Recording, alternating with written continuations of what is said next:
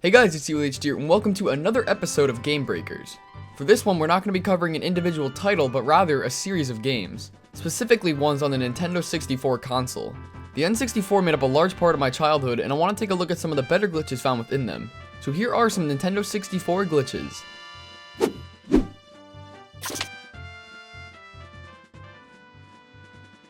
To start off this episode, we're going to cover a pretty big glitch in The Legend of Zelda Ocarina of Time. It's known as the Swordless Link glitch and can be achieved in a few ways. I'm just going to cover this method because it's the only one that works on all versions of the game.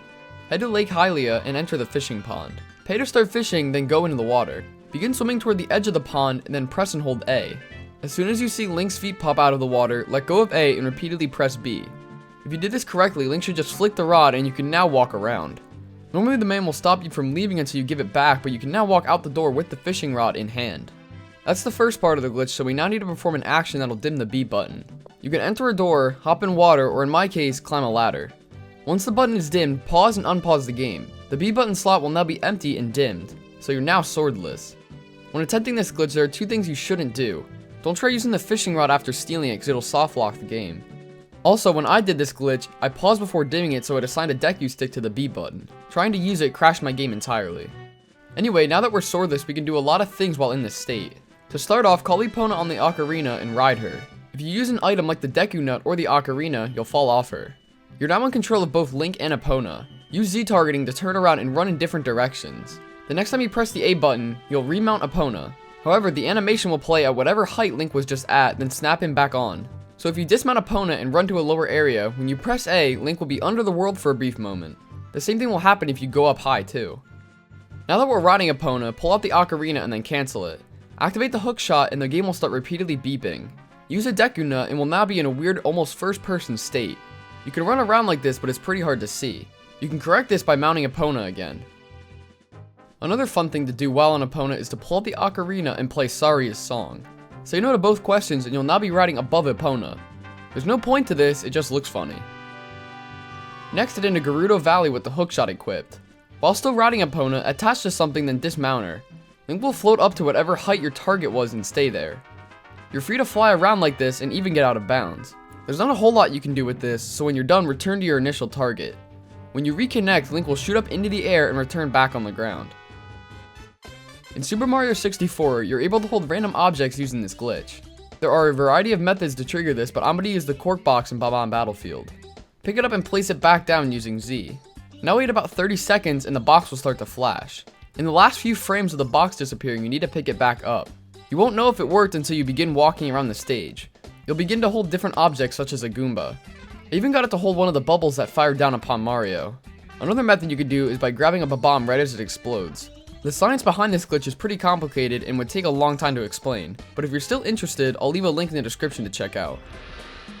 A pretty difficult trick in Donkey Kong 64 allows you to unlock Lanky Kong early. An angry Aztec, head over to the Llama Temple as DK. In front of the entrance there's a ramp with ledges on each side. We need to perform what's known as a moon kick off of one of these. This action is done in the span of a second, so I'm going to slow it down. Start by running up the slope and jump. Just before touching the ground, hit B to perform an aerial attack, then tap the B button a few more times and hold it. DK should fly up into the air, ignoring all laws of physics.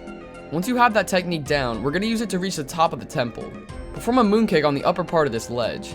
Guide DK towards the roof, and just before you're about to fall back down, press A and then B. You'll land on this edge, but be careful because you can slide off it very easily as you see me struggling here. Once you successfully stop, we have to run and kick at the slope here. DK will pass right through it and will now be inside the model of the temple. Go into first person if you need to guide yourself toward the loading zone. Once inside, go down to the pool of lava. Make sure your health is full or close to it, because we're going to have to do some swimming. Hop into the lava and dive down towards the wall. We're going to perform another glitch here known as swimming through vertical walls. This one's a lot easier though. While touching the wall, enter first person and then tap A a couple times to swim right through. The area with Lanky's cage is straight ahead, but the camera can be a little finicky. When you reach the cage, we only need one melon slice remaining if you want to do the faster method. You can obviously just shoot the panel and grab the banana, but I'm going to demonstrate a trick that's used in speedruns. With a single health piece left, get as close to the ledge as possible and pull out your coconut gun. Go into first person and aim at the target. Now zoom back out, shoot with B, then quickly fall into the lava. When you respawn, head over to the tag barrel. You've now unlocked Lanky earlier than you should have, and you can now perform a couple popular DK64 tricks. Up next is a Paper Mario glitch that you can do with Sushie. Head into Shiver City and over to the dock. At the start of it, hold a slight up left angle on the control stick and mash the C down button. When you get far enough, you'll hop onto Sushie. However, instead of riding on the water, you'll now be on land. Using Sushie's dive ability, we can pretty much get out of bounds wherever we want to. You can now swim out until Shiver City isn't even visible anymore. Luckily, the state can be carried between loading zones too. If you go to the right, you can enter Shiver Mountain early. I already opened the door, but you could just dive right underneath the snowman. Once inside, going up and down stairs can be a little interesting. By encountering an enemy and then running, you'll no longer be riding Sushie until you load a new zone so you can climb stairs a little easier. Just make sure not to encounter 3 enemies on the same screen because it'll soft lock the game. When you want to return to solid ground, dive under and into the water and get off like normal. In Super Smash Bros, choose one player and select training mode. Play as Mario and the computer doesn't really matter. Finally, pick Peach's castle as the stage. In the pause menu, spawn as many green shells as you can. Slowly push the computer so they're standing inside of them. Now go underneath and use Mario's up B attack. Immediately, you'll start to see an interesting effect form. There's now just a constant flow of coins accompanied by a horrible noise. When the shells despawn, the victim will be at 999%. You can also use a down B attack instead to get a different effect but a similar result. When trying this using red shells, it doesn't really work the same, and most of the time, you end up with more damage. But anyway, it's a fun little glitch to mess around with. In Majora's Mask, there's a way to ride Epona while wearing the transformation masks. You have to use both save slots here, so in the first one, play the Song of Time to warp back to the first day. Now equip one of the 3 transformation masks and save and quit at an owl statue. Now load up the second save and warp back to the first day. Call Epona and again find an owl statue to save and quit at. Finally, reload your first save and you'll now be riding Epona while wearing the mask. If you saved in Clock Town, you'll also be able to ride Epona around in there.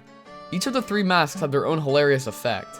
As a Deku, you'll be inside Epona, as Zora you'll be floating above Epona, and you just look very out of proportion as Goron. There's not a whole lot of use to this, but the glitch was just too funny to pass up.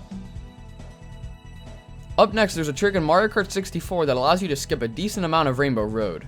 I'd recommend attempting this in time trials because you can just restart the track if you miss. Once the race begins, drive toward the right side until you begin going down the hill.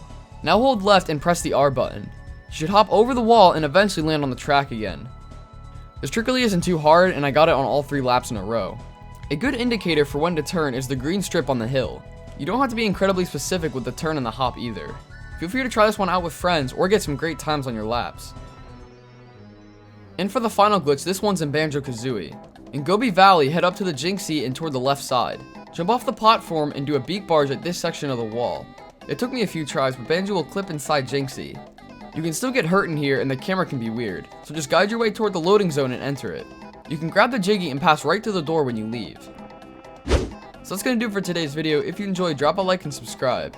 I had a blast making this episode, so I may do a part 2 sometime. If you have any suggestions for glitches or games, leave them down in the comments below. But for now, I'm gonna get up out of here. Thank you guys so much for watching, and as always, see ya!